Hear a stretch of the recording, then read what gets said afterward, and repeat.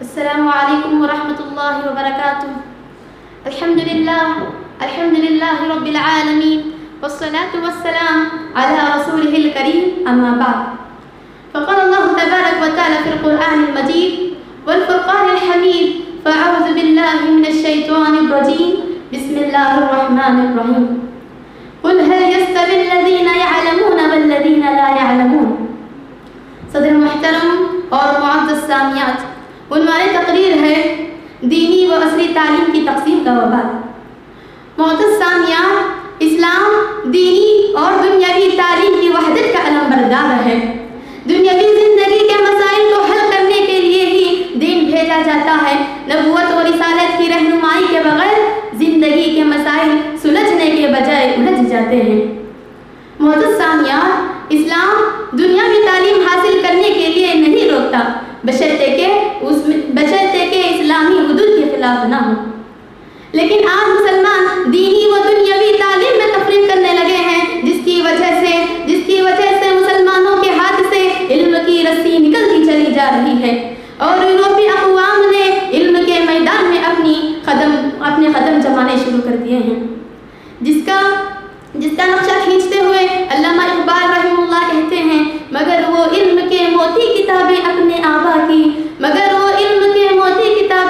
آبا کی، جو دیکھے ان کو یورپ میں تو دل ہوتا ہے سپارہ۔ معزز سامعات، جب ہم معاشرے کا جائزہ لیں گے تو ہمیں معلوم ہوگا کہ لوگ دینی و دنیاوی تعلیم میں تقسیم کر کے بعض لوگ تو دنیاوی تعلیم کو ہی سب کچھ سمجھ بیٹھے ہیں، اور بعض لوگ تو دینی تعلیم کو حاصل کر کے دنیاوی تعلیم کو نظر انداز کر رہے ہیں، جبکہ دنیاوی زندگی کو جینے کے لیے یہ دونوں علوم ہی بہت زیادہ ضروری ہیں۔ معزز سامعات، دینی و دنیاوی علوم میں تفریق کرنے کی وجہ سے مسلمانوں کو دنیاوی تعلیم میں بھی بہت زیادہ نقصان پہنچتا ہے اور دینی تعلیم میں بھی بہت زیادہ نقصان پہنچتا ہے۔ اس علم کی تفریق کی وجہ سے دونوں گروہ ایک دوسرے کے مخالف ہو گئے ہیں، دونوں گروہ کا علم محدود ہو گیا ہے۔ اس علم کی تفریق کی وجہ سے آج کے نوجوان بڑی بڑی تعلیم کی ڈگریاں رکھنے کے باوجود بنیادی اخلاقیات سے بھی بہت دور ہیں، کیونکہ آج دنیاوی تعلیم میں تعلیم کے علاوہ تربیت کا کوئی تصور ہی نہیں، جس کی وجہ سے بڑے بڑے سرکاری اور غیر سرکاری عہدوں پر بہت سارے مسلمان نام تو نظر آتے ہیں، لیکن افسوس کی بات ہے کہ ان میں اکثریت ایسی ہوتی ہے کہ ان میں اور اسلام کے درمیان کوئی تعلق ہی نہیں ہے۔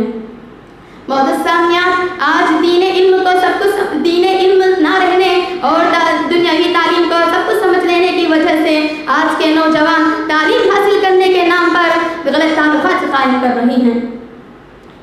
آج ہماری مسلم بہنیں مرتد ہوتی چلی جا رہی ہیں، نکاح سادگی کے بجائے دھوم دھام سے کرنے کو پسند کر رہے ہیں۔ زنا کو آسان اور نکاح کو مشکل بنا دیا گیا ہے، اور اسی طرح بہت سے تاجر تجارت میں خیانت کرنے کو بھی نفع بخش سمجھتے ہیں۔ آج لوگ دینی تعلیم سے اتنا دور ہو گئے ہیں کہ اولاد اپنے والدین کے انتقال پر ان کی نماز جنازہ ادا کرنے کا بھی علم نہیں رکھتے۔ افسوس کی بات ہے۔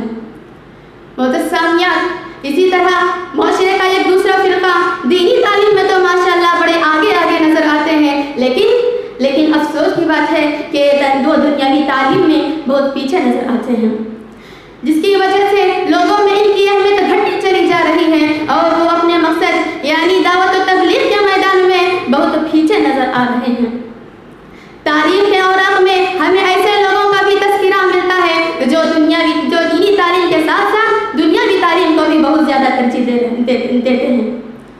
اسی طرح آج آئے دن مسلمانوں کے لیے نئے مسئلے کھڑا کر دیے جا رہے ہیں۔ اگر دینی علم حاصل کرنے والے دنیاوی تعلیم سے واقف نہیں ہوں گے تو کیسے ان مسائل کا حل پیش کریں گے اور کیسے انسانیت کے زخموں پر مرہم کرنے کے قابل ہوں گے؟